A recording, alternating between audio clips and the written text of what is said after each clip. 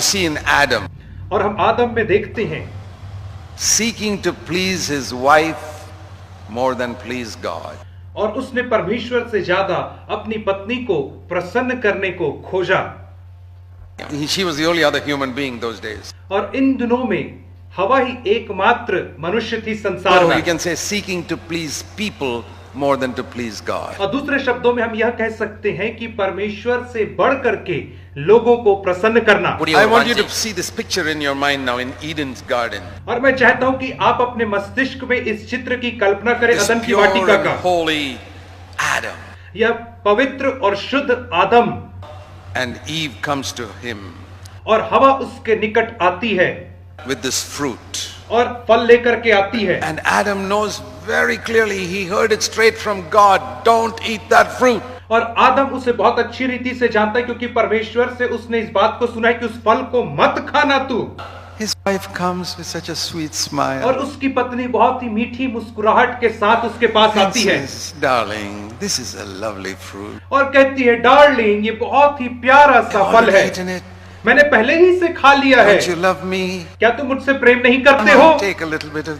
थोड़ा सा इसमें से खा लो। Now Adam is a struggle. और अब आदम जो है वो असमंजस में Shall पड़ I जाता please है। God?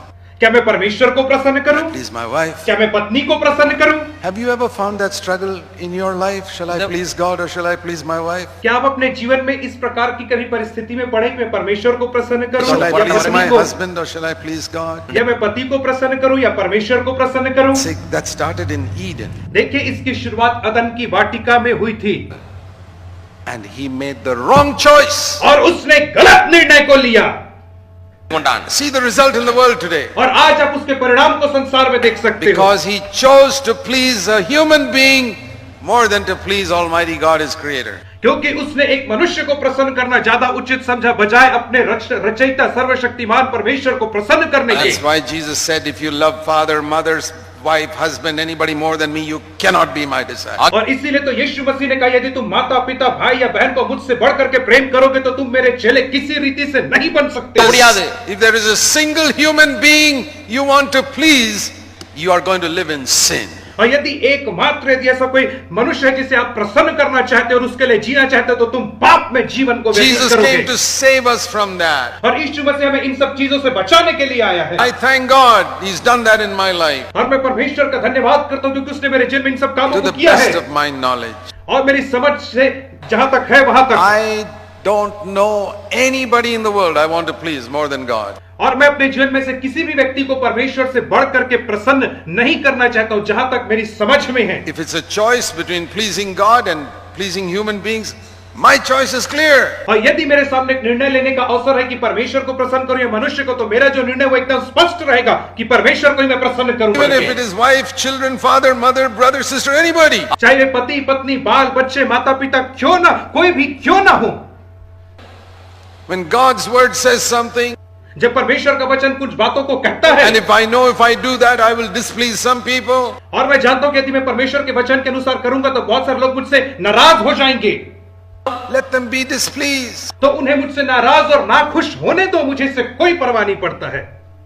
Do you know the number of people who have left my church in Bangalore because they got offended with what I preach? और आप जानते हैं कि कितने सारे लोगों ने मेरी कलीसिया को बेंगलोर में छोड़ करके चले गए केवल उन प्रचारों को सुन करके जिन्हें मैंने प्रचार I करने से knew they would नाखुश get थे। offended. मैं जानता था कि ये लोग नाखुश होंगे और ठोकर But I खाएंगे। say if it is God's word, लेकिन मैं कहता था यदि यह परमेश्वर का they वचन are है, offended, यदि वे ठोकर खाते and हैं they don't come to listen to me again, और उसके बाद चाहे वे फिर मुझे दोबारा सुनने को ना आए, let it be so. ऐसा होने दो। I would rather have only God in the meeting than a whole lot of people. और मैं चाहूंगा कि केवल परमेश्वर मेरे साथ मीटिंग में रहे बजाय बहुत सारे लोगों की तुलना में। I have never been interested in gathering numbers. और मेरी कभी दिलचस्पी नहीं रही कि मैं संख्या को बढ़ाऊं या I've never been interested in adding numbers to our church. और मेरी दिलचस्पी कभी नहीं रही कि मैं अपनी कलीसिया में लोगों की बढ़ोतरी करूं करके। In all the years that we have worked in our church in Bangalore, और बीते सारे वर्षों में जब हमने कलीसिया बेंगलोर में काम I've किया said, है, Lord, मैंने कहा परमेश्वर I want you to be here. मैं चाहता हूं कि तू यहाँ पे रहे। If you're here, that's enough. यदि तू यहाँ पे है तो पर्याप्त है।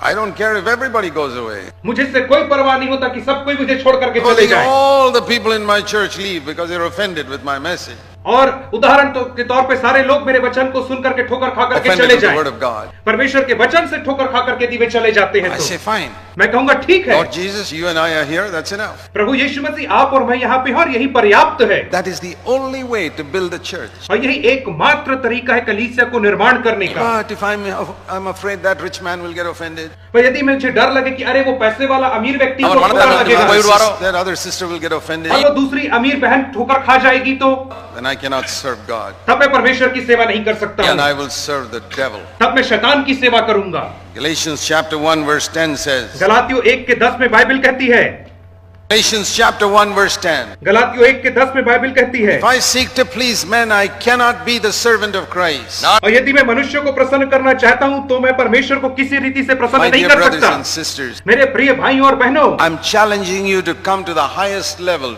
before God. मैं आपको चुनौती दे रहा हूँ कि आप सर्वोच्च स्तर पे परमेश्वर के साथ आ Turn जाइए, around. आप मुड़ जाइए। Turn around from seeking to please men. अब मनुष्य का आदर खोजने से आप मन फिराइए, मन फिराइए। Man cannot help you. मनुष्य आपकी सहायता नहीं कर सकते हैं, God can do anything for you. लेकिन परमेश्वर आपके लिए सब कुछ कर सकता है। You don't have to be afraid of any man when God is on your side. जब परमेश्वर आपकी ओर है तो आपको किसी मनुष्य से डरने की आवश्यकता नहीं है। Hebrews 13 says, इब्रानियों 13 कहता है, the Lord has said, I'll never leave you nor forsake you. परमेश्वर ने कहा कि मैं तुझे कभी नहीं छोड़ूंगा और तुझे कभी नहीं So what do त्यागूंगा। we say, verse 6? तो छठे वचन में हम क्या कहते हैं? The Lord is my helper. प्रभु मेरा सहायक है, I will not be afraid. मैं ना डरूंगा। What can man do to me? मनुष्य मेरा क्या कर सकता है? Those are the type of Christians God wants in India today. और आज भारत देश में परमेश्वर ऐसे ही मसीहियों को Even if चाहता there are है, only 2 or 3, it's enough. चाहे 2 या 3 ही क्यों ना हो, पर्याप्त है। People who लेकिन do not seek to please any man. परंतु वैसे लोग जो किसी मनुष्य को प्रसन्न नहीं करना चाहते हैं,